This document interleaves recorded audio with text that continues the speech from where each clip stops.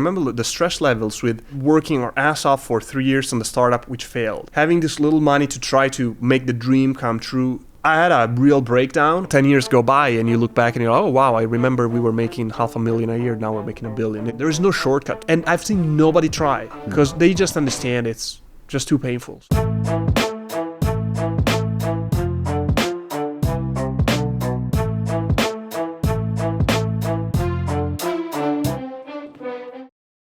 Luca, this is going to be very fun. We first met a couple years ago, and I've followed the Bending Spoon story ever since with great interest. For those that don't know about it, since we're in Milan today, it's not, in New York City, not everyone yet knows about Bending Spoon. Soon they will. Can you just tell us what it is, and then we'll go from there? Right. We are a pretty unusual beast. Right. Unique almost, I think, as far as I can tell. I think a good representation would be 25% private equity, 75% tech company, meaning we acquire companies as a key engine of growth, 100% acquisitions, no minorities, and then unlike a private equity, which would typically look to sell them 3, 5, 7 years down the line, we buy off our balance sheet to own and operate forever. And unlike a private equity, which typically would make relatively shallow interventions, maybe change the management team, rethink the entire company, try to come up with a vision for the most successful version of that company, and then work as hard as we can to close the gap between the status quo and that vision. And it could be rewrite the software, re-architect the cloud infrastructure, launch lots of features, redesign the UI, optimize monetization and marketing, rebuild big chunks, sometimes the entirety of the organization. So it's very extensive, deep, time-consuming work. Sometimes radical work. And if we do it right, that creates a lot of value. We can reinvest in making our platform more powerful. So build better proprietary technologies, better access to talent, more knowledge, and go after, new, bigger acquisitions. Can you say a little bit about the vision you have for the business, not in terms of how big it will be or the number of acquisitions or anything, but 5 years hence? I know you care very deeply about the culture of the people here and kind of what the home office looks like and feels like. You have a huge ambition for what you're building. Maybe describe that ambition and that vision a little bit. We felt inspired at the prospect of building, the company being our product, building an institution. Berkshire Hathaway, that sort of company that people look at and think was a defining company of its generation. And so to do that, scale is important. I think it's unlikely that you can be in that conversation unless the company is large and dominant, but also there needs to be some level of excellence along certain dimensions where the company is really stands out vis-a-vis the others. And for us, it's always been, besides being absolutely exceptional at the functional things, like being incredible at running these businesses, one part that we really want to be awesome at is spotting some of the best inexperienced talent in the world and being the ideal place for that talent to just skyrocket toward the maximum realization of their potential as quickly as possible. So we want to be the ultimate testing and training ground for incredibly talented and motivated people. And so the company 5 or 10 years out, I think, will still be a conglomerate of very interesting digital technology businesses, hopefully much more, and generally the company would be bigger. And I hope we can be much stronger at everything we do and have even higher levels of talent density and hopefully inspire others to try to raise the bar in how they run their businesses. And by the way, we started in Europe. We like the idea that Europe should have, it's fascinating that if you think about most of the very large, super successful companies globally, you think about almost entirely US or Chinese companies. Historically US, now China has more. Europe has very little to offer in that regard, but it's 700 million person continent. Very good education. I'm not saying we should have $10 trillion companies, but we don't have a single one pretty much, I think, last time I checked. And so, we hope we can be part of that movement, showing that you can actually build such a company we're an international company with operations in the US too, but we're like the deeper roots, the original roots can be here too. We are not a periphery of the empire. It was actually Daniel Ek at Spotify who introduced us originally. Yeah. And obviously he's built one of the great, European origin businesses. Why do you think there are not more of them? Like obviously you're seeking to change this, but there's not that many. What do you think the deep reasons are? I think the main reason is a matter of default. Why does California has had so much success over the decades? One of the reasons is you have seen incredible companies being created and grown in California, you just assume that's where you go and do it. Especially as a founder, you don't know much. Like, you are ultimately, at least I think that's true of many founders, you are a passionate, determined, maybe talented idiot, essentially. And so you don't know the world enough to actually determine what the ideal location will be. If you even think about it, because typically, how many times have you heard of founders doing a kind of a locational study? Where should I start my company? It tends to be kind of momentum, like I happen to study here, I know people are there, I should probably just do it.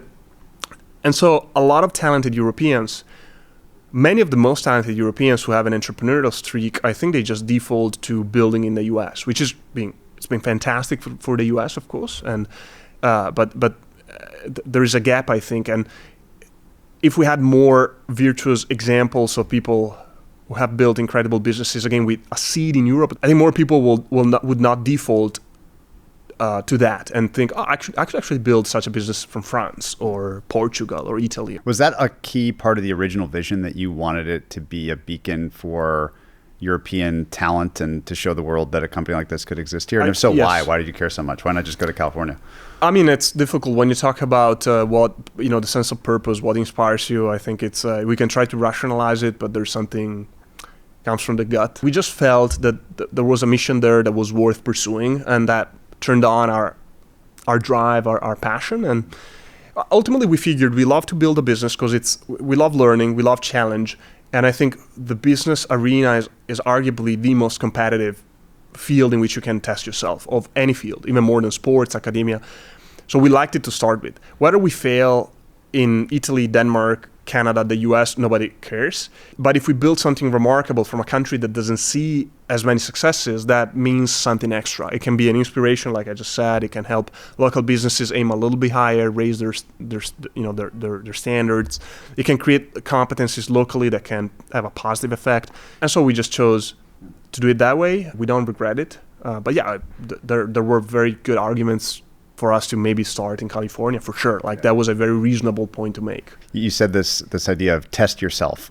If you think back on Bending Spoon's history, what was the first example of you really testing your own limits? At the very beginning, we actually had another startup called Evertail, and that was a failure. We learned a lot, and actually the strategy for Bending Spoons, we came up with it through the failure of Evertail. At the time with Evertail, we raised about €1 million all in all, and VC money, and ultimately the company was about to go bankrupt. We had about €40,000 left. That money belonged to the VC because of liquidation preferences, but it was too little for the size of that fund. And they told us, look, it's just too much hassle and legal cost for us to go through this administrative process of liquidation. You guys were honest, worked as hard as anyone could demand of you. You keep the money, we'll sell our shares to you for a nominal €1, and you probably get something after taxes from it, and just go and get a nice vacation. But we're sick in the brain, and so rather than going on vacation, we took whatever we could, and that was the seed capital for Bending Spoons. This is 2013. And so it wasn't a lot of money, €40,000. We lived, all of us lived in the same apartment. Very low burn rate, very low, as low as it gets still. €40,000, you don't do much, particularly as our vision was to acquire a company. So that's right. CapEx intensive, particularly at the beginning. While you can use debt because you are nobody and you don't have a track record and a cash flow. And so we figured we need a source of cash to kind of kickstart our acquisitive strategy. We figured certainly the easiest way is to just write software, build products for third parties. We are decent at programming and design. We should be able to do that. It seems like an easy business to start, maybe not to scale to gigantic just to get levels. Some cash, yeah. And so especially a co-founder of mine and I spent a good 3-4 months, like 12, 16 hours a day, just emailing anyone on the planet and cold calling people. Just we offer discounts. We're like, just hire us to do something. And I swear to God, we couldn't get anybody. I mean, not a single soul hired us to do anything. Only contract we got was for about €10,000 from essentially a friend of one of my co-founders, who I think took pity on us and said, yeah, we need an app for our small chain of burger places. We'll give you €10,000 to build it. So that was an utter failure. I remember the stress levels after working our ass off for 3 years on the startup, which failed. Having this little money to try to make the dream come true, and failing miserably at this sales effort, I had a real breakdown. I remember, I don't cry much. I cry maybe once a decade. I had a moment where I cried at that point. I remember I left the office. I just had to cry because I was like, goodness, it's been like 3.5, almost 4 years where we've been working like 100 hours a week and we have nothing to show for it. So that was a massive challenge to my resilience. And I owe it to one of my co-founders who I think is naturally more optimistic and has better perseverance than I do. And he kind of comforted me, and we said, okay, at least, we're in this together, and just keep going. So we did, and of course I'm happy we did, but that was a pretty low point. Didn't you have to get a job at McKinsey at some point to fund everybody else? That was the previous startup. Oh, okay. Yeah, it's a cool story. At least I think it's cool. We graduate, two friends of mine, Francesco and Matteo, who happen to be co-founders at Bending Spoons too, and we have this idea of building this Evertail company. The idea was to create a self-writing diary of a user's life with AI. This is 2010, so AI was nobody was talking about AI in 2010. And interestingly, we were very early on AI, too early, in fact, because the product just didn't work well because you didn't have machine learning, at least not in a way that you could scale for users. We had no money whatsoever because all of us essentially come from pretty kind of low-class families, whatever you want to call it. Like, we didn't have a lot of money. And as much as we didn't have an idea for a business that would require $1 billion in capex, like a lot of startups today, we certainly needed some money, at least to eat and pay for rent. And so we decided, okay, the three of us were going to look for a job. Whoever gets the most lucrative offer goes to work and pays for rent and food for the other two. Once we raise a seed capital, VC money somehow, then this person would resign and join full time, and then we go and conquer the world. So we all look for a job, and I get an offer from McKinsey, by our standards at the time, very lucrative. And so I said, okay, this is perfect. I'll be the one paying for rent and food.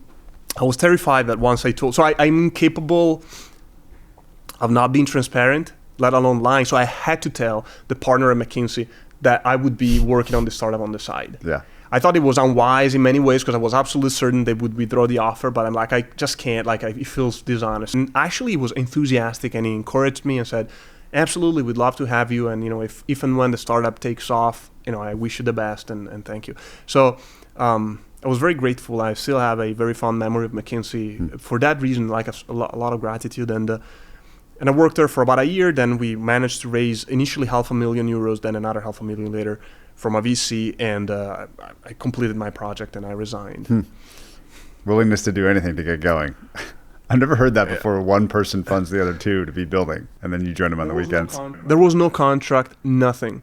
100% just trust, which I don't know. I just think it's not a good way to live life. Sometimes you get some sour moments because of it, but it makes 99% of it so much more enjoyable if you don't have to be too transactional about it. And so between Evertail and Bending Spoons, where did the insight come from to be sort of an M&A driven acquirer of businesses rather than building them?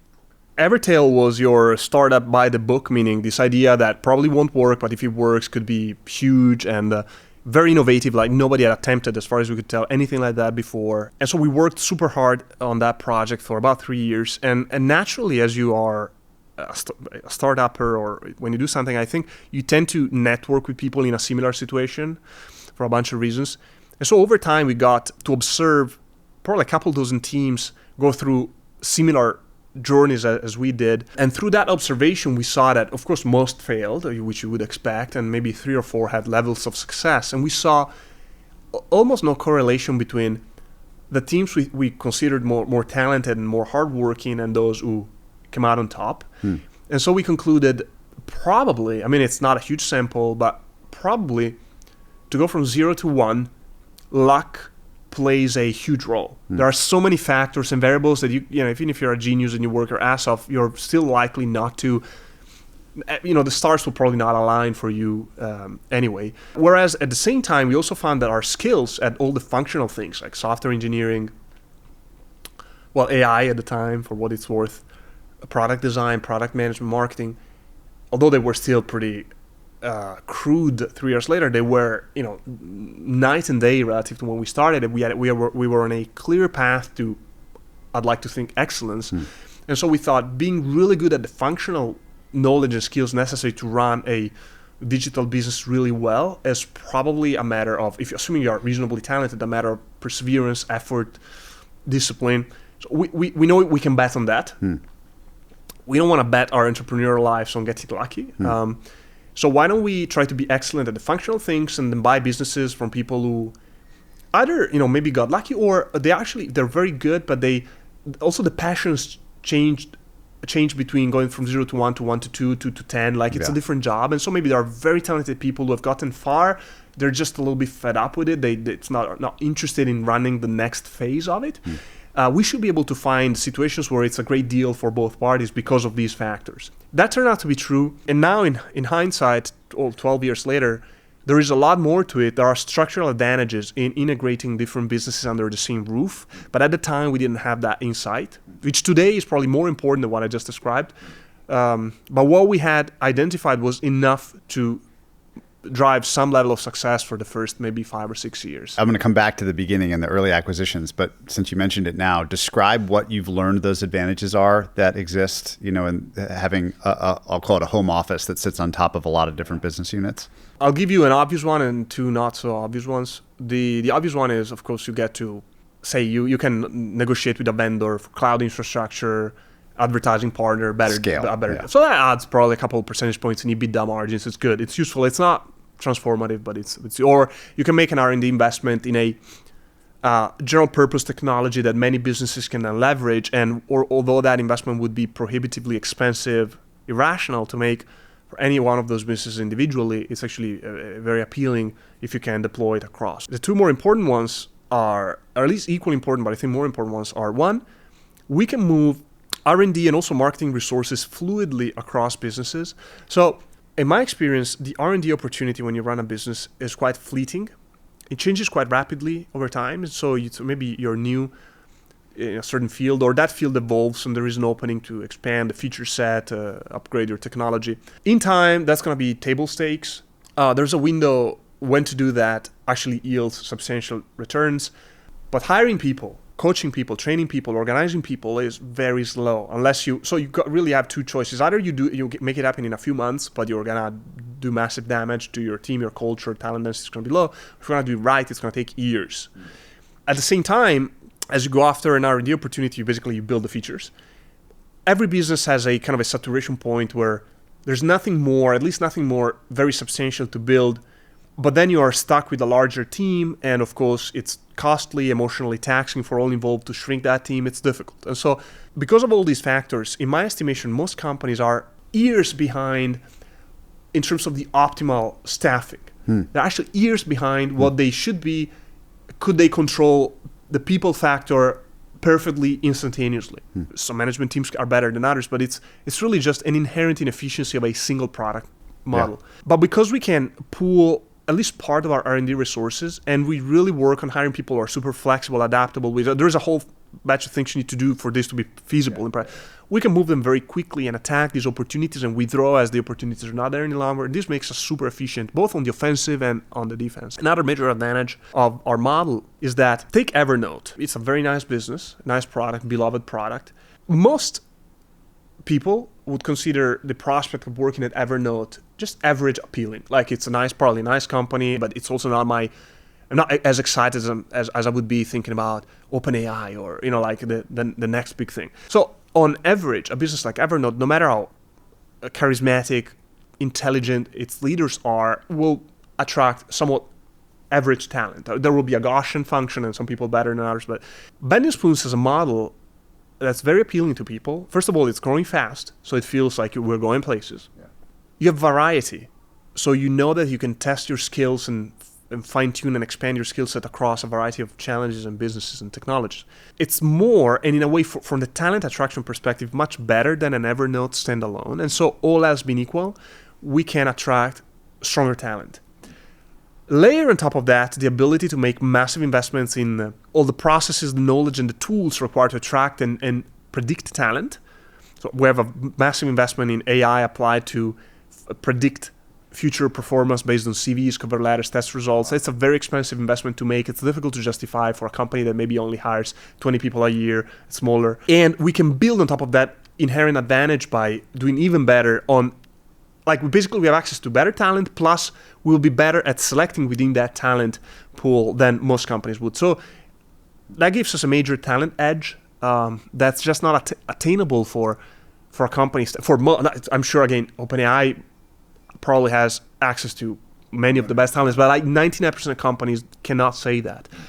And we're better off. This year alone, this 2025, it's almost at the end of the year, we'll be receiving about 800,000 unique job applications. We'll be hiring 250 people. Wow. That's one in 3,000, 4,000. It's super selective. And it's not because I'm smart or anything. It's just inherent advantages of the bending spoons model. And of course, an employer brand built over a decade of investment, and people who work here saying it's amazing, talent is great. So you can't shortcut it. It takes forever, but you couldn't as a standalone company, even if you had the patience. I heard somewhere that for a long time on Slack, your label was recruiter, which is pretty cool. I think it still is. It still is. I think it's recruiting. Is it still there? Recruiting. You mentioned the idea of building an employer brand for a decade plus. Talk about those two things, how they go hand in hand, and what you've done that's been most successful at building the employer brand. By far, talent density. We think about the jobs we offer as our most important product. So you need to know who your customer is, what you're offering, how you're differentiated, and have the courage of really focusing on that sharply. I find a lot of companies are almost afraid of someone not liking them, some team member getting offended by some practices. And I think they are unappealing in general because they're too vanilla, too boring. They're nothing in a way, they're everything and nothing. And certainly they're not appealing for the most brilliant and driven people who want a very clear, exciting opportunity. So we have focused pretty much from the beginning of getting better over time at it on being the ideal place for incredibly talented and hungry, determined professionals. And we try to, we make a promise to them to surround them with incredibly high talent density. And, I just mentioned how selective we are at the entry point. We continue to be selective throughout.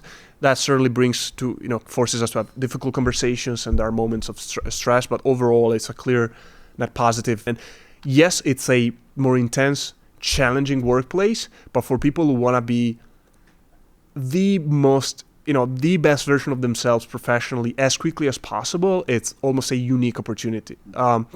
So that's our customer. That's the person we want to surround ourselves with. Why is testing yourself so addictive? Like, what is it about it as a function that you and the team so enjoy?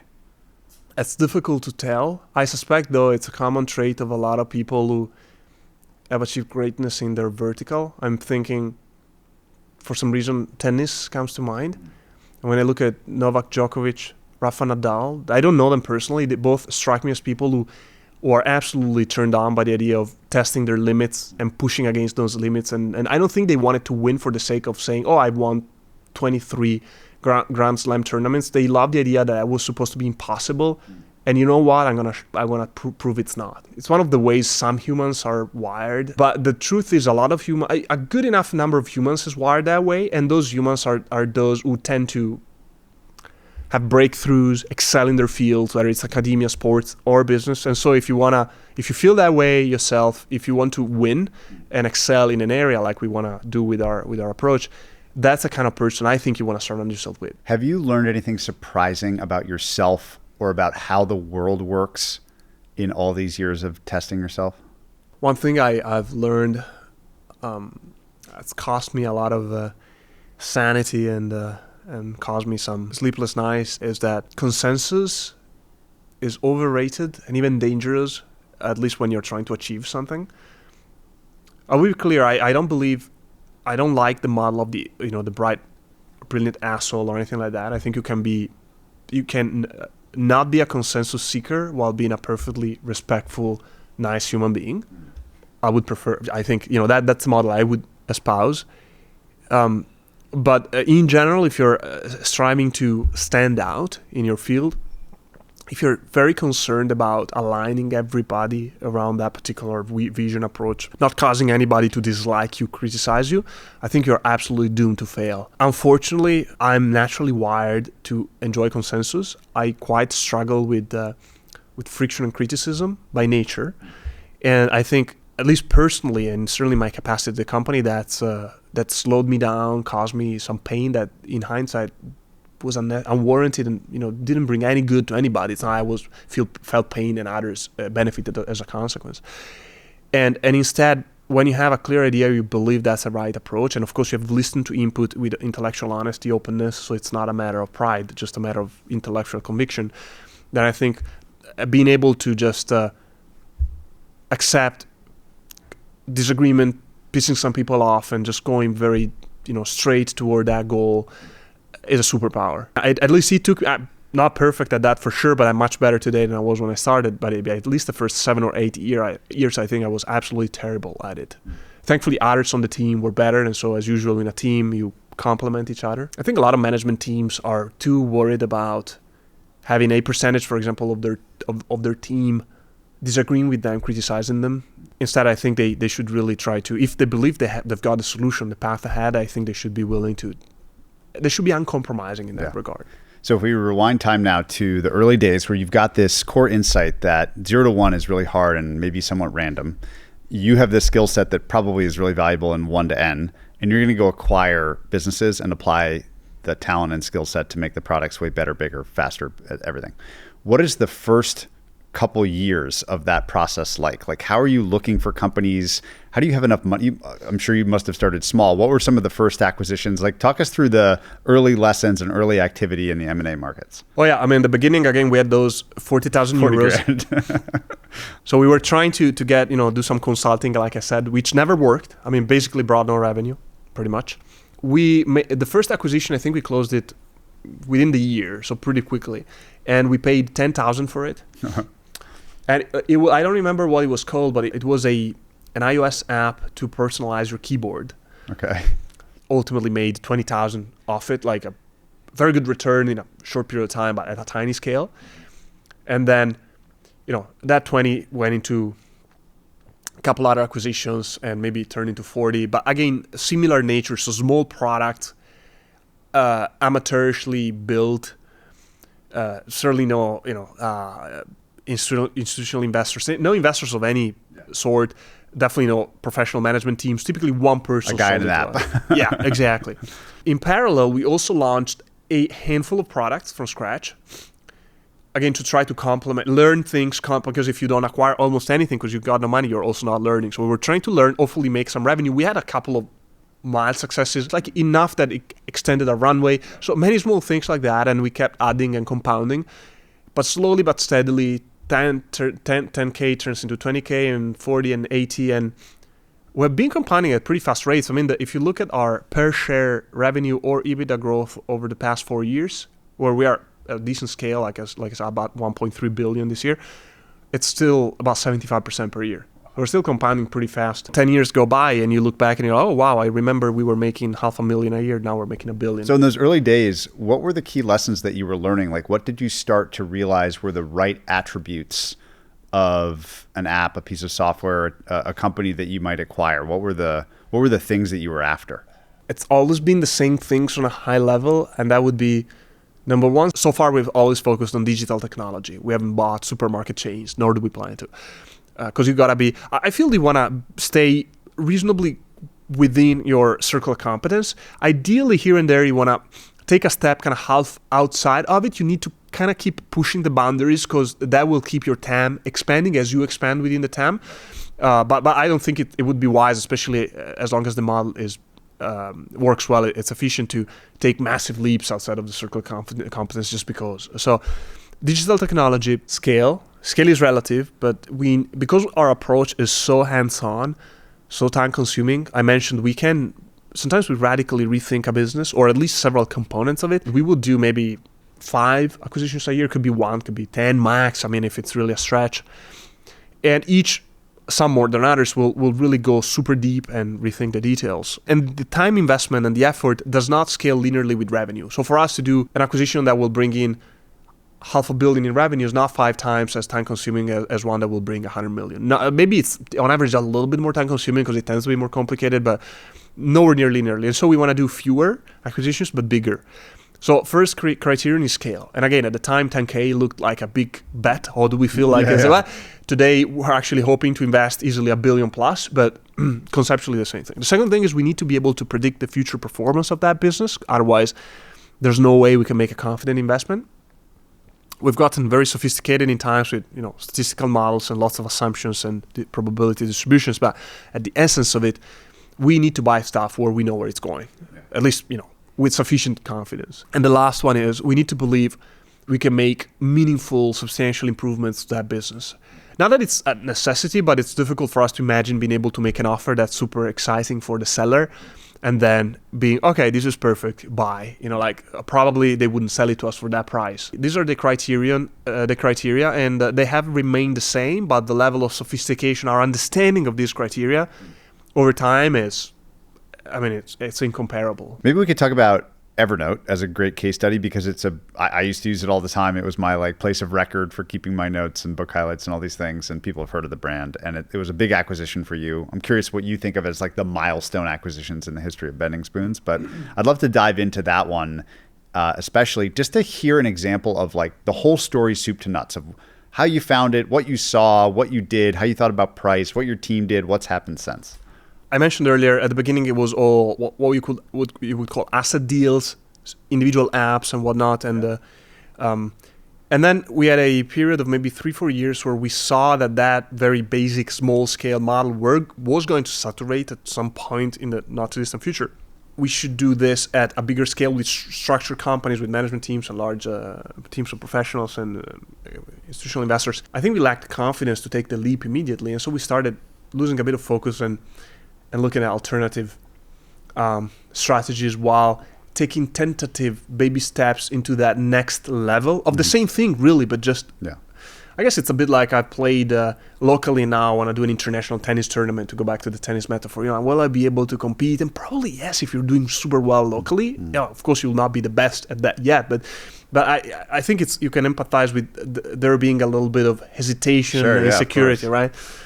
And I think Evernote was the first such company, clearly, within that definition. My guess is that we paid 50% more than the next best offer. So it was really a win-win, which is the way I believe you should try to. Any good strategy needs to be somewhat win-win, otherwise it will not go far. We were invited to that process. At the time, it wasn't something we took for granted because we were not so well known. So many times we missed out on sales processes that happened, and took a look at it. I think we were very fast in making what turned out to be the winning bid. And we just saw a very good brand, although certainly slightly tarnished, but still 250 million people had used Evernote. Wow. So a strong brand, an important use case. A lot of customers with thousands or tens of thousands of notes using Evernote to run their lives, really. And the product had not probably kept up with the times as well as you as a customer would have loved to see. And of course, you can only realize that fully once you're on the inside and really open the hood. But you get a sense of that as a user. And so we won it, and then we began our usual transformation process on a different scale, but essentially had a team of some of our best experts, functional experts, growth, product, design, and engineering.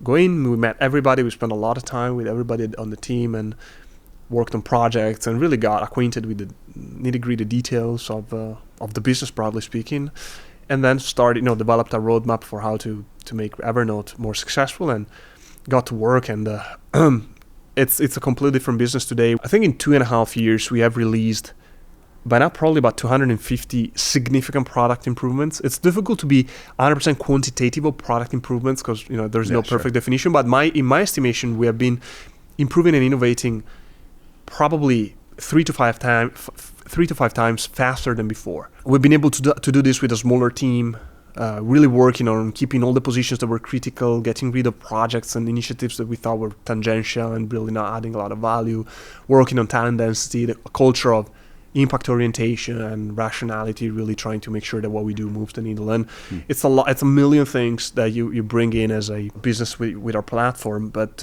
we rebuilt almost entirely the code base, the cloud infrastructure. There's almost nothing, at least nothing of the core components. It's now far higher performance. Notes sync up in less than 10% of the time, in some cases 1% of the time. I remember that being a problem when I was using it. That's why I stopped. It is super fast. You would not tell the difference at all compared to the products you probably consider the best in the broader productivity. Like maybe you think Notion is top notch in the broader productivity. Yeah. I think if you tried Evernote today, you would consider, they do different things, but the quality of the experience you consider probably on par. Yeah. So we had to close a big gap there. Retention is at an all-time high, despite prices being higher, because now Evernote is substantially more. It varies by country, but it's probably on average, say, 60% more expensive. So it's substantially more expensive than before. But actually, retention is better because, we did lose, say, 10% of customers who were already not so sure, and once the price goes up, okay, I'm out of here. Yeah. But all the more engaged, loyal customers, they're still on board, and customer satisfaction by any quantitative metric is better than it's ever been before. But it was a very time-consuming effort, not something, I think, completely beyond what, say, a private equity could do without having its own R&D team. And having to maybe be ready to sell within a few years. And again, we can't do it 100 companies each year, but we could do 3 or 5 or 6. How do you know when there's pricing power? Like if prices are 60% higher, you've made it a better product, so maybe that's why the price can go higher. But how do you think about price charged to end users across your universe of applications that you own? It really depends on each case. I'll give you another case that's quite different from Evernote, and that would be Meetup. Meetup, historically, you could only use it as an organizer. You could only use it if you paid for it. We introduced a free tier, so you could organize we actually do quite a lot for free, which kind of qualifies as a price decrease in a way, like we gave away more for free. And we actually increased the price for the more advanced use cases, for the truly kind of dedicated. Based on my observation, there's room for being more sophisticated about pricing, which is different from increasing prices. Being better at segmentation, what's paid, what's given away for free, personalization, communications, experiences that ultimately all blend into monetization and the maximization of user LTV are direct experiences that there's a wide range of levels of sophistication in the market. Yeah. I'd like to think Bending Spoons being at the very top of that sophistication spectrum.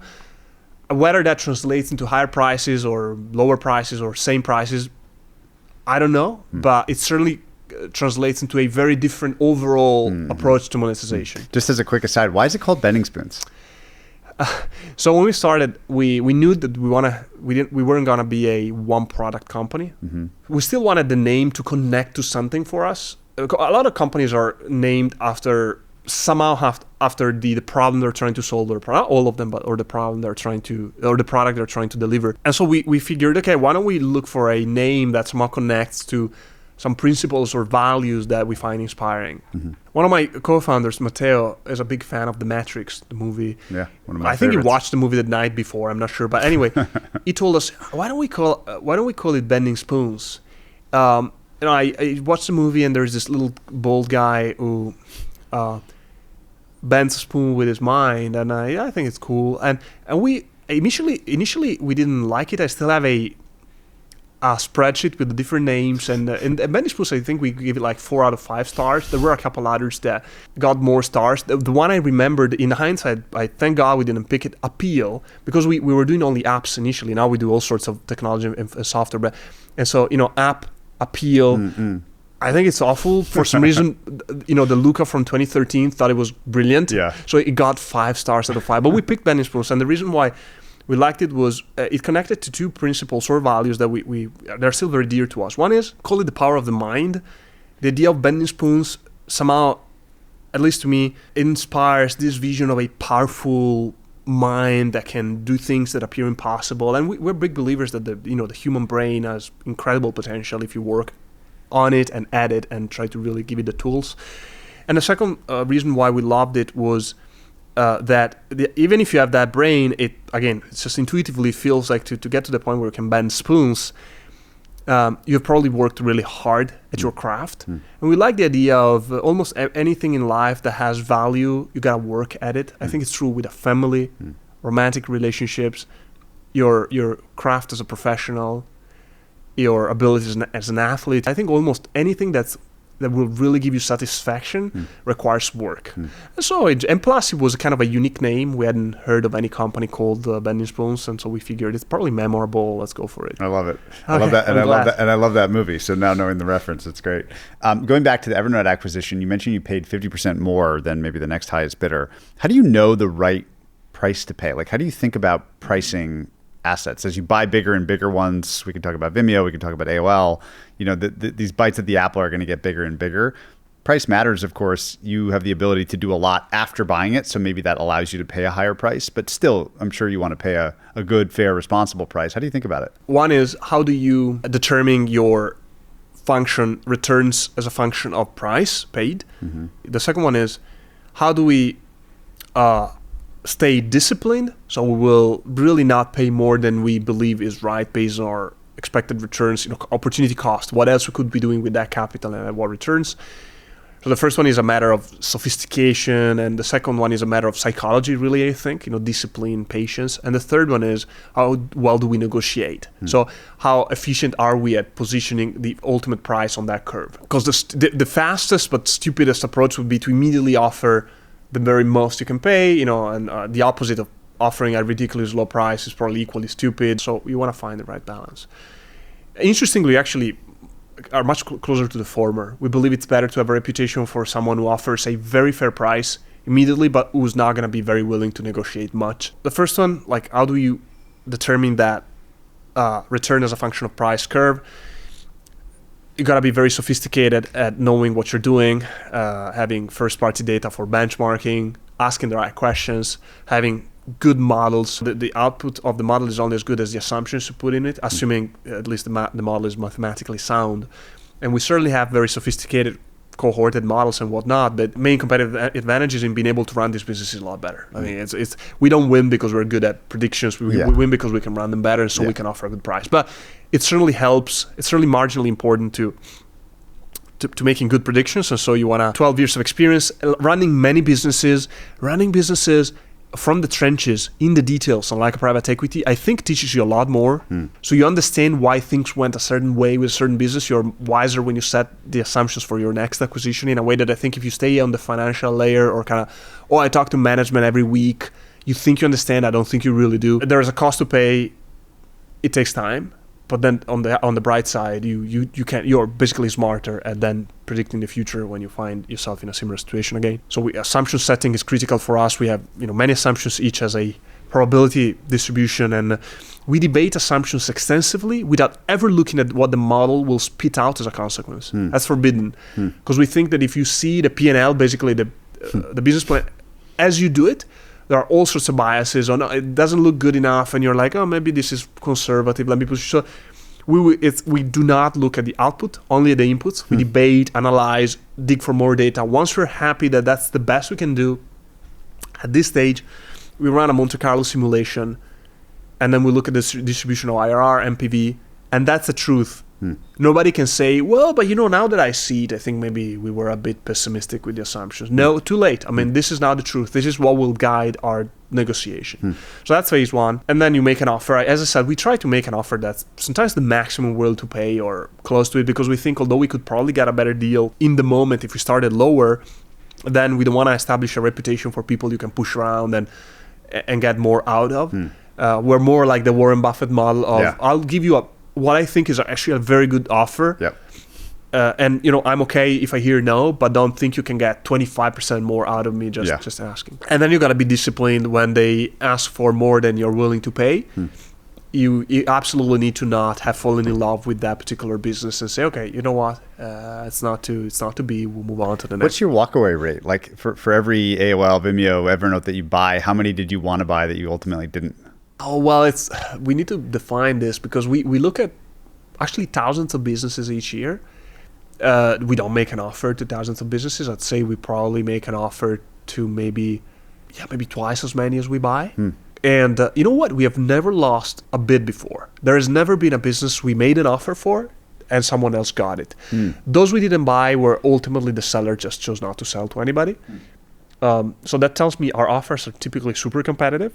That tells me we're probably not very good at negotiating, because I think some level of failure rate would indicate a more optimal strategy. Right. I guess you fail, you learn, you get better. Can we talk about the history of the financing of the business? Because like you said, you've done very little direct equity capital raising before. You've done some debt. Has most of this just been buildup of free cash flow from earlier businesses until you have enough to buy the next thing and then just rinse and repeat? Yeah, in short, the more sophisticated version is completely true what you just said for the first 5 years. Then we started using debt, pretty basic debt from commercial banks, not very high leverage ratios, 3.5 times EBITDA on a good day, generally lower, trailing EBITDA, last 12 months. That helped accelerate. Before we couldn't use that because you need to have an established track record before they take you serious. I would do the same if I were them. Since then, it's been essentially debt and reinvested earnings and that. So we have raised a bunch of equity, but mostly to fuel secondary transactions. Because if you're in business for a long time, you start to get into a good scale. People are saying, okay, I've invested in this company. And I'm talking really just team members. Because from the beginning, we enabled people, we pay just cash. No variable pay of any kind. And people can choose, though, to receive some of their cash pay in equity at a discount. It's very unusual, by the way. And so in time, people have accumulated positions, and that equity is worth nothing if there's never any liquidity. So we started organizing secondary transaction every 18 months, 1 year, 2 years. We've had maybe four probably since 2019. And so mostly equity has been raised to finance those transactions, but occasionally the first capital increase of any significance was in 2022, I think. So yes, we have dilution from capital increases, very modest. Off the top of my head, I'd say maybe 10%. We could also not have done any of those at all. We still did them because we figured in a couple of cases it helped us get over the hump to close a deal we couldn't without that little extra. With that, we were maxed out. But also we figured if we bring in a little bit more in terms of high quality international investors, that would be helpful. Credibility, firepower if we need to go after a huge acquisition quickly, just optionality. But we're generally very cautious when it comes to dilution. I think if you really believe in what you're doing, it should be painful to increase your capital base. I don't know if it was Evernote or some other one. We talked about Evernote, so maybe pick a different one. I'm curious for another acquisition, whether it's WeTransfer or Komoot or anything else. What's the AI photo sharing one? Remini, which I was just looking at out before we started this morning. Are there other acquisitions that have taught you personally the most about your own process, about doing this well, that stand out in memory? There was one time where, let's say we bought a product at the peak of, let's call it a viral moment. This is really not applicable to the type of businesses we buy today, but at the time it was a thing. It's many years ago now. And then as soon as we bought it, basically that viral wave was reaching and had reached the peak, and that completely changed. We thought we had been conservative, but it completely changed our assumptions and led to drastically inferior returns versus what we expected. And that taught us to be absolutely paranoid when it comes to the sources of user acquisition. So basically, either we buy businesses where almost all the value lies in existing customers or users, like people, okay, these have been acquired, it's just about now managing them as well as possible. Or if a lot of the value is predicated on substantial additional user acquisition or customer acquisition, then we need to really clearly understand the drivers of that expected acquisition and make sure that these drivers are things we can predict. For example, we can make pretty accurate predictions of word of mouth rates under normal circumstances, but not under sudden viral moments. We don't feel very confident making predictions of future rates of user acquisitions through paid advertising, for example. So that was a big lesson learned. Another one that we learned, we actually went after Grindr, the LGBTQ plus dating app in 2019. So the app was owned by a Chinese firm, and Cfuse was forcing it to sell. It was a big bite for us at the time. We're much smaller. It would have quadrupled the company.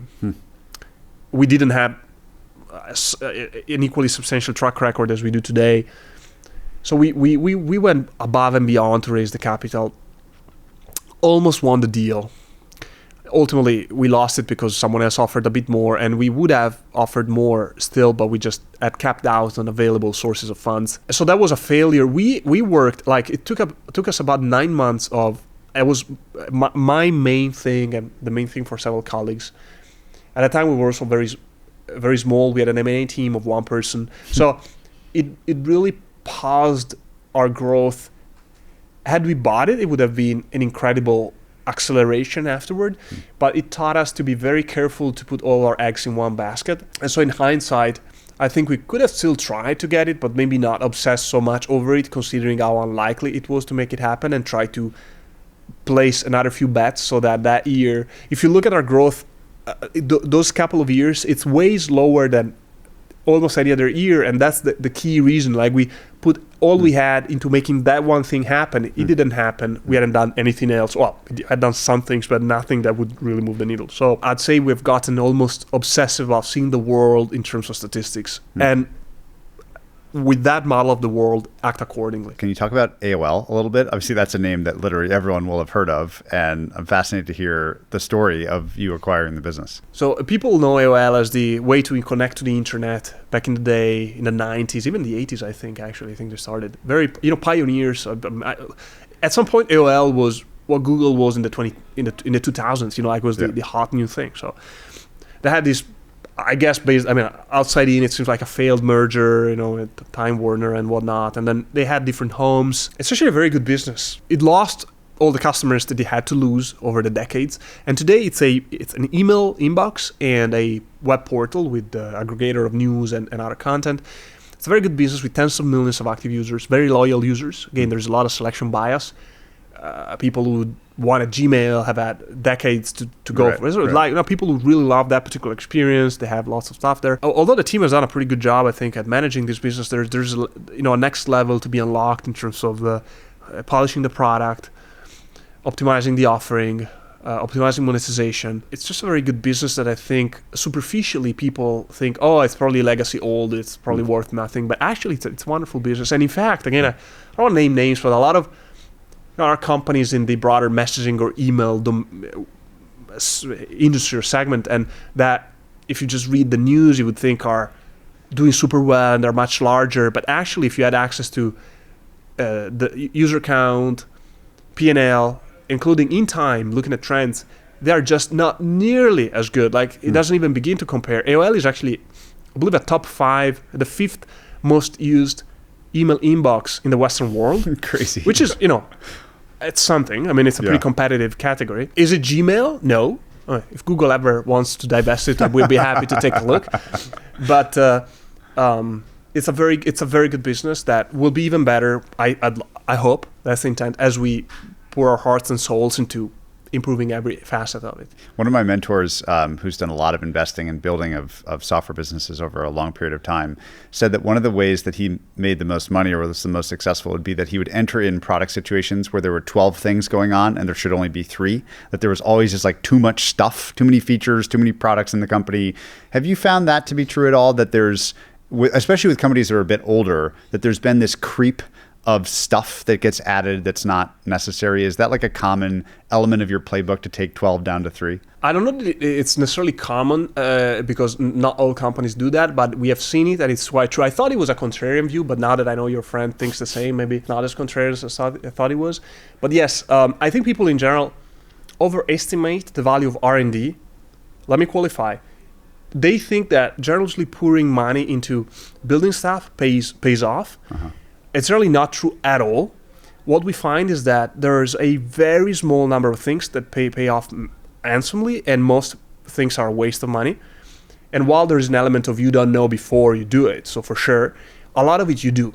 For example, if you start from what your customers need, really focus on that, rather than maybe what your engineers think is cool, or fancy visions that have very little to do with the core problems you're solving.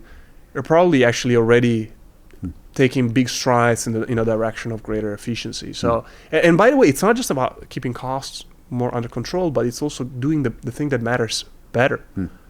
Evernote today has a lower cost base than before. But I promise you, if you take 10 users at random, power customers, power users, 9 will tell you that it's actually higher performance, more resilient, a better feature set. And part of it is we've really focused on what these customers needed, painfully needed. That helps you do more with less, essentially. And how do you think about taking capital from a fund that's a 10-year VC fund or something, or a private equity fund, versus a Bally Gifford that's got capital that lasts forever? When you're thinking about the right partners, all else equal, we do prefer a permanent capital, and it's not so much because even permanent capital could ask you to liquidate. Yeah, it's just that they don't have to. Yeah. And I think the fact that they don't have to reduces the probability that you'll find yourself in a situation where it's just in a natural, complicated moment to do it, but you still have to do it. Incentives can become a little bit perverse. We haven't experienced that before, but I know stories of others having done that. If there's an evergreen source of capital, I think you're less likely to find yourself in that unpleasant situation. However, I will add, I side more with investors on this than entrepreneurs, although in a way I'm more of an entrepreneur. Yeah, certainly. I think a lot of entrepreneurs take money from investors and have a level of entitlement that they should never be asked to provide a return. It's like, oh, but why do you ask me to sell now? It's only been 4 years, 5 years. Yeah. I think that's either naive or intellectually dishonest, regardless of the particular bylaws that investor is subjected to, where maybe they could stay forever. Ultimately, an investor is trying to achieve some form of IRR with some time frame. So you should remain very respectful of the fact that when you take anybody's money, if you ask me, but certainly institutional money, you can't find it shocking or disappointing or then bitch about it in the entrepreneur circles that they're putting some level of pressure with you to sell. You're in such an interesting seat because you're both investor and operator. And so you have the shared perspective that you're often buying things as an investor, but then running them as an operator. If you think across all the investors, pure investors that have come and studied bending spoons, some of them have made equity investments, secondary investments, et cetera, what distinguishes the best investors? What do they do that's most different from those that are, let's say, average? I'd say most good investors are, they recognize patterns. So I've seen a certain business model work, and they use that to select their investments. If done right, this is a very successful way of investing. And then there are the bad investors and the amazing investors, none of which is a pattern recognizer. So they actually assess each business in an ad hoc manner on its own deep fundamental merit, but it's much more difficult. And that's what divides the truly outlier investors from the bad ones. Those in the middle, maybe even leaning toward good, are pattern recognizers. But again, the truly incredible ones, you sit with them and they're not saying, oh, you are the Uber of bicycles. Yeah. You're the Berkshire for this. They understand the laws of physics, to make a metaphor that makes so that the apple falls. Yep. And that gives them certainly a lot of confidence, but also the ability to see what others don't. Because ultimately, a lot of the time, good investment is not determining that something is good. Like a lot of companies, most of us could tell they're good, but if everybody, or even not quite a lot of people, think they're good, probably the price embeds that goodness, and it's not a great deal. It is what it is. It's like a lot of companies today in AI. Again, I'm not going to name names, but some probably deserve their valuation. History will prove were even cheap, but most, even the good ones, are probably too expensive simply because everybody wants to invest. So in a way, it's the same thing. The truly outstanding investors will be able to find something that's really good, but few people think is good. And the only way to do that is not to apply a pattern, because by definition, if it fit a pattern, then everybody, it's either bad by the pattern or good by the pattern. Everybody is on board. It has to not fit the pattern, and you have to find ways of determining it's good. It's very difficult intellectually. It needs creativity, imagination, lots of logic, rationality. It cognitively is next level. In that specific effort for bending spoons specifically, where have the best investors really dug in to get that physics understanding of your business that's different than how other things work? Like, where are the best dig in? I think some of the best are really good at understanding people, at discerning who's really smart and not promotional, from those who are not so smart but very good promoters. And so when you see a business has a strong track record and someone explains to you in a way that makes sense, it's not just a good story, but it makes logical sense, that's a huge indication that probably there's something there. First of all, you now know why things have worked out, and you can determine whether they're likely to continue working out. And second, if you're investing in someone who's made good decisions for the right reasons, not just out of luck, they're just more likely to navigate the future variables that will be thrown at them better than most. I know investors who invested, for example, in Amazon early days, who told me, one particularly, who told me that the main reason why he did, and he made a big bet on it, and it was a huge success, was not because he did believe, in the e-commerce model and all that, but he believed that very few people he had ever met had the clarity of thought, the rationality of Jeff Bezos. And so a model he believed could, had legs, coupled with a person he thought was a brilliant leader, a very bright problem solver. That alone set that opportunity apart from a lot of other stuff. Yes, it would be difficult to have wide margins for a long time, but he was confident the company would be much better than at least it was priced at the time. So I think understanding people and their cognitive abilities is quite difficult. It requires in and of itself great cognitive abilities. I find that if someone is 8 out of 10 smart, they can only discern the 7s from the 6s from the 5s, but the 8.5, the 9s, the 10s for them look like the same, like a big batch of, they're so smart. Yeah.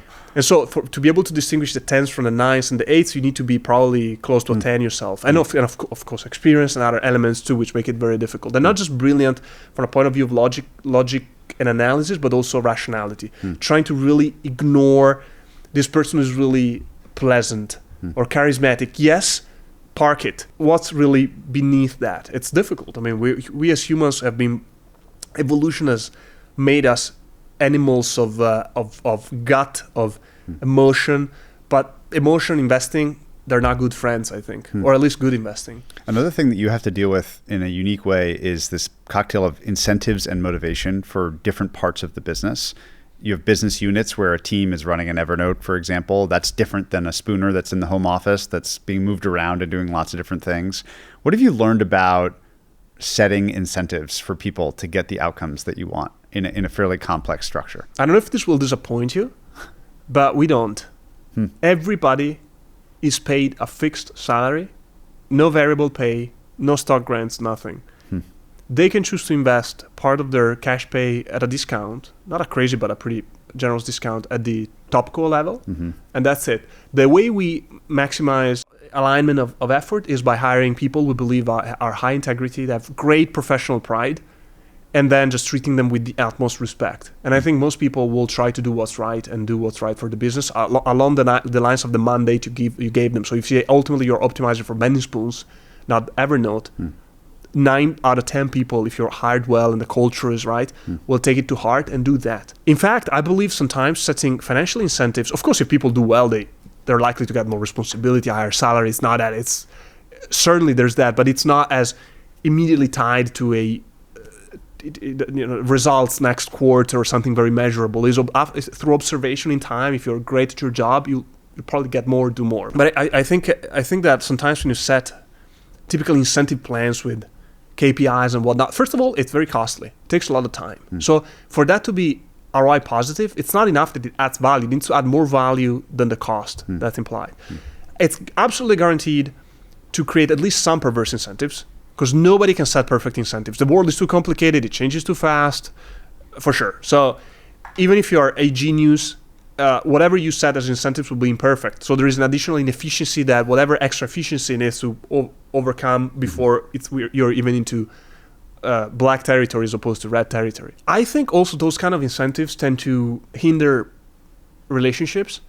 They tend to make things more transactional. It's more difficult to have a proper problem-solving session where all we're thinking about is how do we win together. I think most people will have it in the back of their minds, like, okay, how do I get the better bonus? Like, it's difficult to be entirely resistant to that feeling. And so I'm sure it could be done better, but we chose the simple way, which is we just try to hire well, treat people respectfully, and just get rid of all that stuff and assume you'll do the best you can. I'm sure you're always dissatisfied with the state of things and want things to get better all the time.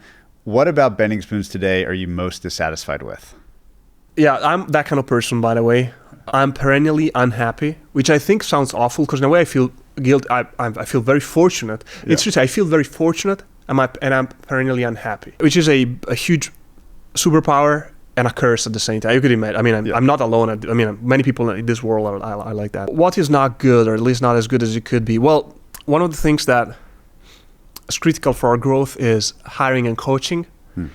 I'm absolutely positive we offer literally, one-of-a-kind level jobs, some of the best on the planet. I'm absolutely certain. Incredible talent density. You learn faster than anywhere else. You get an opportunity to take on responsibility that's crazy. Most of our general managers run businesses on average 50, 100 million in revenue. So if they were a scale-up, they would be considered a large scale-up. Many of these people are like 27, 28. Most of them are, I think very few are above 30. So unique opportunities, excellent financial opportunities too, whether it's very good salaries and investment opportunity in a company that's growing fast. We feel very privileged of getting a ton of great applications. Like I said, a huge number. I think we should be getting better. We should be better at identifying the raw talent. I know we're rejecting a lot of great applicants who are actually better of some of the people we hire because we're just not good enough at spotting that talent in someone who has such a short track record, maybe a student, new graduate. That's an area of massive frustration in a way. I'm at the same time very proud of what the team has done there and frustrated we can't yet do better. And I know that's one of the keys to growing fast and achieving what we set out to achieve. So it's certainly a major area. I'm always frustrated with, I think our societies, there's too much regulation. We're really working on the wrong stuff at the institutional level. People try to create economic growth and prosperity through more rules, just telling you, if we tell them exactly where to go with lots of rules, surely we'll be prosperous. They don't understand that it's quite the opposite. You gotta get out of the way and create as free and open a playground as you can. We keep adding rules. Elon Musk once said something that I thought was brilliant, and I fully subscribe to it. He said, we should have a rule that every new law is automatically removed, say 3 years later, unless someone can make a really good case that's created a lot of value. Yeah. So we wouldn't have 10,000 page long civil codes or whatever. We're basically trying to prevent rare corner cases, unpleasant, sometimes tragic corner cases, while making 99.99% of the normal cases less efficient, more painful, some utterly impossible. But because they're not as newsworthy, because they're typically widespread and normal, those inefficiencies are not as interesting to talk about. In aggregate, they are just a massive tragedy, a much bigger tragedy than the one individual tragedy of one corner case. Ultimately, when it comes to regulation, the corner case wins and we regulate it away, but we make life much worse for everybody else 99% of the time. So this frustrates me because I think we're just shooting ourselves in the foot as society, essentially. What's your balance of time of like what I'll call maintenance hours of the business? Things that are repetitive, meetings with teams, internal stuff, keeping the trains running, versus space that you create to tinker with the business, try new things, stretch that comfort zone that you were talking about earlier. I guess the question behind the question is like, what does your week look like? Like how do you spend your time? Well, it varies by period a lot. So for example, if when we close a large transaction, I'm often there with the task force in the trenches, meeting the new team, and for weeks or even months sometimes. That will take up 50% of my time. If we're working on a big fundraise, we just raised the largest that round of any private company in Italy in history. And like we said, we raised $700 million at an $11 billion valuation in equity. These two initiatives certainly took a substantial part of my time. And when we're not in fundraising mode, that goes down to a trickle. Maybe I have some calls with investors, but much less. So it varies. But I would say probably a fair split would be 50% of my time talent. I check each candidate before we extend an offer. I extend the offer. I talk to many of the new hires. I help with talent density. I help trying to push for being demanding. So that's probably 50% of my time. 50% of my time is, on average in time, probably financing and external relations, I would say. 50% of my time is these transformations of companies we newly acquire. And 50% of my time would be other, call it long tail platform work, which is probably where I would put that thinking creatively about how to improve the strategy and I work all the time, so I probably work as 2 FTEs, like I think most people in my position would. But it's probably these 4 categories are comparable in investment. What did you learn during this biggest ever debt raise? Most of the people that I talk to for this are raising equity capital. I haven't had a lot of conversations with people that have raised lots of debt capital for something like an acquisition. So I'm curious about the whole process and how you would compare and contrast equity versus debt capital markets from a raising perspective. Yeah, the mindset is quite different because an equity investor tolerates the risk of losing money vastly better because they have an upside that's essentially uncapped within reason. A lender is almost entirely intolerant to the possibility of losing because their upside is that 3% spread, 5% spread. Depending on the exact financial instrument, it's still a limited and generally fixed upside they have. So it's all about not losing it. So a lot of the questions are more oriented toward understanding the potential worst case scenario and the risks. Equity investors are more oriented toward the TAM.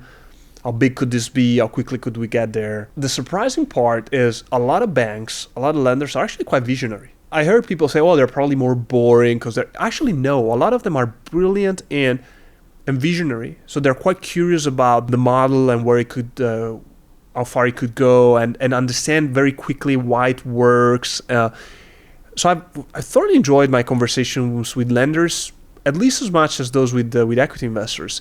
Perhaps because they have to be so paranoid about the downside, this breeds in them a thoroughness, a thoughtfulness that's not always the case with equity investors, for whom maybe that intuition of, oh, this thing could go far is more important, like catching the big wins is more important, and so they can be wrong more often. So they're maybe a little bit more, they're a bit quicker in their judgment, a bit more. But I think lenders are quite an interesting type of investor to talk to. And generally it works that you talk to a couple of anchor lenders, some of the biggest banks, typically those with a strong investment banking arm too.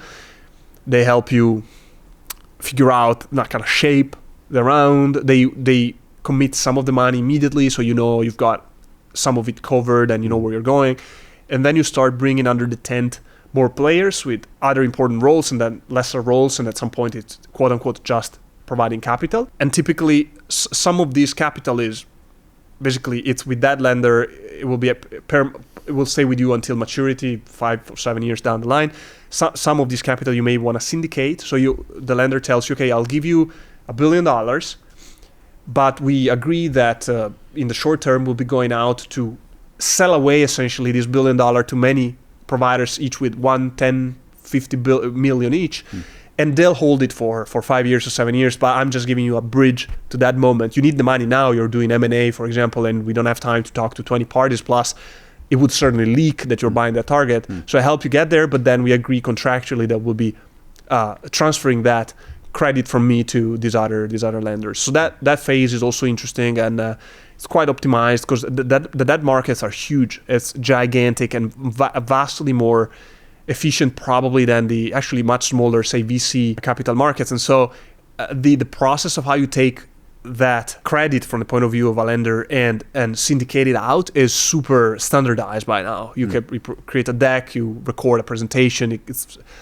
distributed to you show up for 1 hour, maybe 3 times with batches of lenders. Like it's super standardized, very efficient. I'm so curious what you think about what I would call almost like a religious debate right now in the world of software, which is how AI will affect the sorts of businesses that you've bought historically. Will it enhance them? Will it hurt them because it's easier to create replicas or copies or new versions?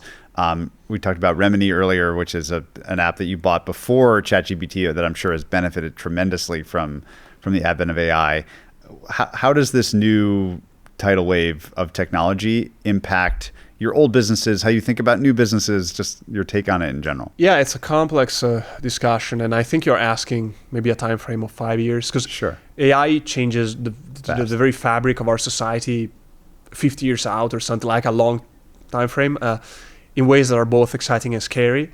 But in the medium term, I think for Bending Spoon specifically, I think it's mostly a good thing because we don't care too much about the risk to each individual piece of our business. Basically, most of our business units are 20% of our revenue or less. So even a dramatic decrease in one of them is still in the grand scheme of things, kind of minor percentage yeah, points, we've been growing at 75% a year. Like I'd rather none of them decline, but some do, some will. Maybe one or two will decline fast. It's undesirable, but not existential. So for our model, it's highly diversified. A lot of what we do is being better, functionally better at running this company, meaning having a higher quality output at a lower cost across the functions, engineering, design, product growth. AI is an accelerator of both quality and efficiency if used properly, but it doesn't do it by itself. Maybe it will in 10 years, but today we've seen it clearly as we have invested internally in excellence through AI in our operations. A lot of it is custom integrations, proprietary technology, a lot of culture work on getting people to use it the right way. So like with every innovation in the past, we'll see a small percentage of companies being at the forefront of leveraging that. Most companies being laggards. And I'm pretty confident Bending Spoons will be at the very cutting edge of using it. And we're already making strides there. That if anything, the gap in ability between us and most companies will widen for years. But again, I think it's likely to mostly benefit an aggregator and consolidator like Bending Spoons, assuming we stay disciplined with pricing, while being very disruptive for certain verticals. And some will be disrupted much earlier. So I think we, as a society and investment community, will be able to start seeing things and update our model of reality and predictions based on that. Can it be disruptive for many SaaS businesses? Absolutely. I think the time where we open up ChatGPT and we tell it, okay, build me Jira, or is far away. Yeah. Is far away. Like it's not months away. It's not even a couple of years away. AI today can't do a lot for you beyond, say, research, copywriting, and maybe some basic content production, but it'll do more and more and fast. Like I said before, we were working with AI in 2010, so we're very early. I'm a big believer in AI, very big. However, even if it could build Jira today, it's not that easy to explain to it what you want when it's so complex. So I wouldn't underestimate the inability of the user to get out of it what they need. These products have been honed to customer needs for a long time. You're already using them. There is an investment in them in terms of data. So not only does the tool need to get to a point where it can replicate that, and with the same guarantee of performance, very difficult. Like getting to something that works the same 95% of the time, still we're super far from it. But that's an infinitely easier challenge than something that works essentially 100% of the time. Infinitely easier. But also you need to be able to guide it to build it the way you want. And as long as software is ultimately a relatively small share of wallet, like if you think about it, it's not an expense people will optimize first. It's not like a car that literally you plan your finances around. Before that truly eats into the overall size of the market, I think we're talking a lot of stars need to align. I think it's probably many years out. You mentioned earlier that ultimately your main product is your company, and the people that work here are the key people to attract the jobs or products themselves. What are some of your favorite ways of making sure once you get these amazing people, we talked a lot about data science and recruiting and the pipeline and the crazy number of applicants and so on. Once they're here, making sure that they get the most out of it and you get the most out of them, which is mutually beneficial. What are the sorts of traditions and things that you do that you think have most contributed to it being the kind of place you want to work? Ultimately, the most important thing is to be very clear on what kind of company you want to be, your principles, your values, and then hire people who embrace those, and then you yourself as a person who's maybe more visible than others, try as hard as you can to be the best paragon of those values as you can be, because that's more important than any manifesto or initiative or big proclamation. There are certainly things you can do that help on the margins, help foster those values a little bit further. A few things we do that are, I think, are unusual or we love are, one is called State of the Spoon. So twice a year, we have somewhat the equivalent of an Apple keynote, but it's just internal. And most of our teams take turns on stage presenting their most proud achievement and also failures and lessons learned of the past 6 months, what they're planning for the future. And it's always...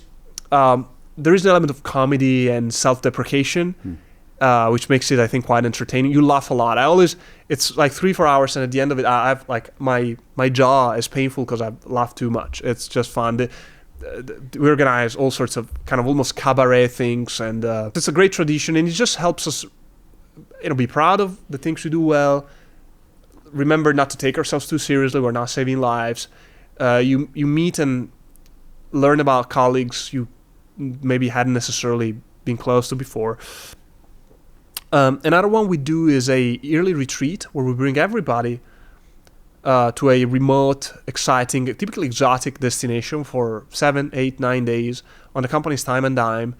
It's just a vacation, but with colleagues. The last one, so I don't remember in which order, but we went to Seychelles, Mauritius, the Dominican Republic. In the past, we went to Japan, Australia. We think it helps establish a level of trust, bonds with colleagues, and ultimately a company is people. So if you bond with colleagues, you're bonding with the abstract concept of the company to an extent. It's not the same thing, it's not enough, but it's part of it. We believe that it pays dividends in terms of, again, willingness to sacrifice, to be honest about problems, to do your best. Why do you think there are not more bending spoons? I mean, it's kind of like asking why there are not more Berkshires, like there's only one Buffett.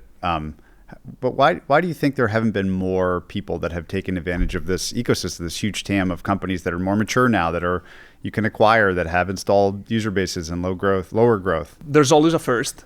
Private equity wasn't a thing until it was a thing, and today you have trillions of dollars in private equity. So you could have done private equity before KKR did private equity.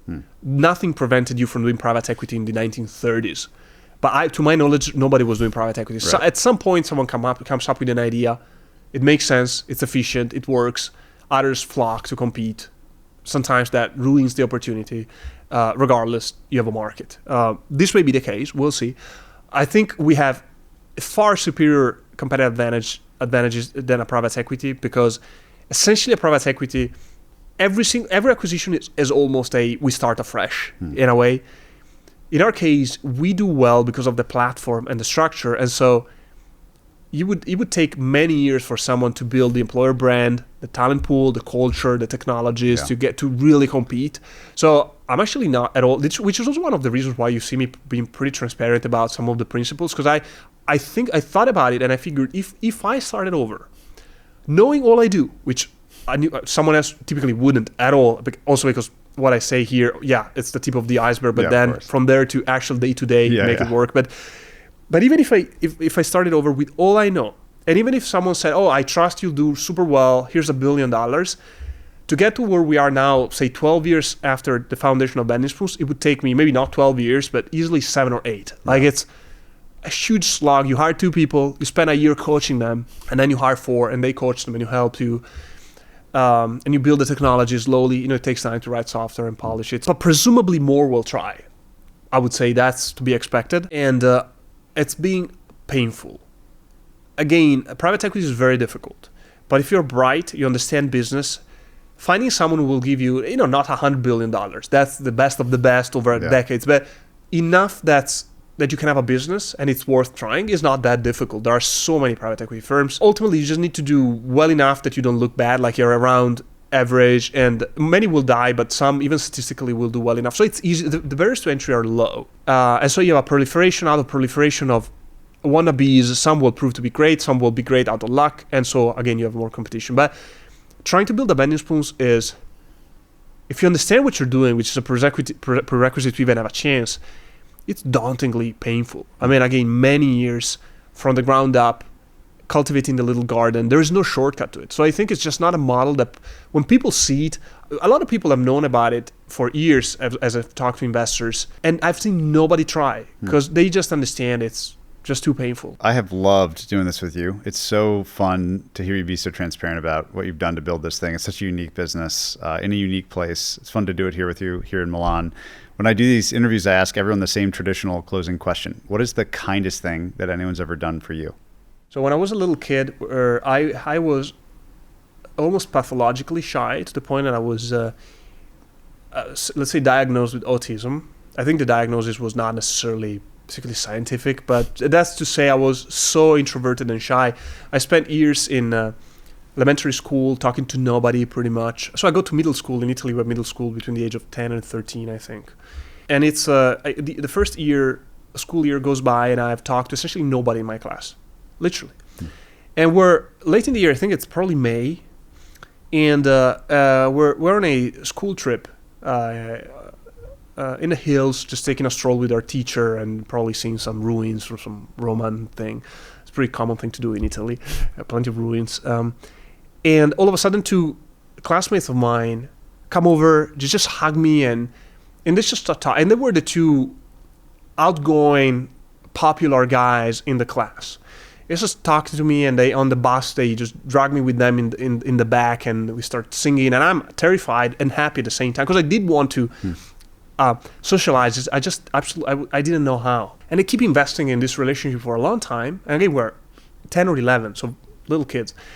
Until months later, I felt confident in myself, and I had turned into a reasonably social person. I'm not the most social, not the most outgoing, but you wouldn't tell that I had been almost pathologically shy to the point that my mom brought me to a doctor, and I owed it to those two guys. And what I learned during the third and last year of middle school was that, so one of them got mad at me for something stupid, like a girl, I don't know, kissed me, not him, like, again, it's a stupid thing, 12 years old. And it lasted 5 minutes. But in those 5 minutes, it was furious. And he told me, you remember 2 years ago when Alberto and I did this and that and helped you and involved you and got you out of your shell?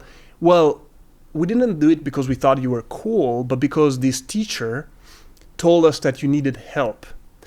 And he did it to hurt me, to say that. But actually, I'd never felt more grateful in my life. Because it's very difficult, if you think about it, for someone 10 years old to actually implement that request from a teacher. To go with the uncool guy, go through this log of months where the guy barely talks, inviting him after classes to go to his place to play video games or play football, and they literally changed my life. It's probably the single thing that ever happened to me that I'm most grateful for. Incredible closing story. I absolutely love it. Thank you so much for your time. Thank you, Patrick. My pleasure.